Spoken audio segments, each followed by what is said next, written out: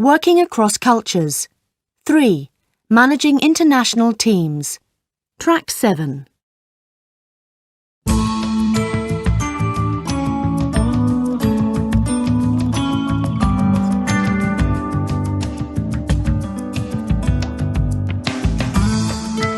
Good evening and welcome to another edition of Business Time with me, Steve Langley. On tonight's programme, we'll be talking about managing and working in international teams from a cultural perspective. I'm joined by tonight's guests Julie D'Angelo, business psychologist and author of the best-selling book Business in Mind, and an old friend of the programme and cultural expert, Dale Hawkins. Hello, Julie, and welcome back, Dale. Hello, Steve, and thank you for having me. Hello again, Steve.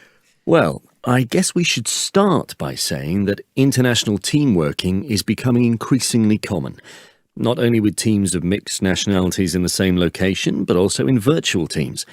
This could involve a group of individuals based all over the world who rarely communicate face-to-face. Businesses really need to think about the potential problems as well as benefits attached to this way of working. Could I ask you both, what are the important points to consider when putting together or working with international teams? Julie. Well, Steve, one thing to bear in mind right at the start is actually the way a team is seen in different cultures. In some parts of the world, a team is composed of so-called specialists, each with clearly defined roles and responsibilities.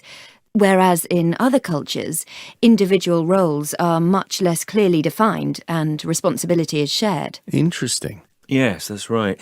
And of course, whether team members expect tasks to be very clearly set out by the manager or team leader, or if team members are expected to use their own initiative.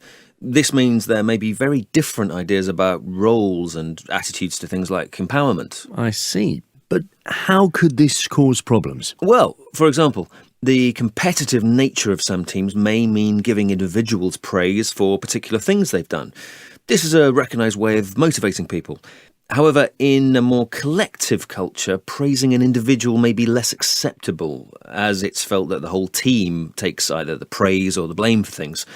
There may also be another difference, as some cultures tend to give financial rewards for achievement, whereas others value loyalty more highly. Yes, Del, in more collective cultures, asking for assistance or seeking advice from another team member, whether you truly need it or not, is a way to build team spirit, solidarity and unity. Also, from a psychological point of view, this idea of group responsibility is important. In some cultures, a team member with a problem will consult another colleague for advice or assistance, whereas in other cultures, they will go straight to their boss.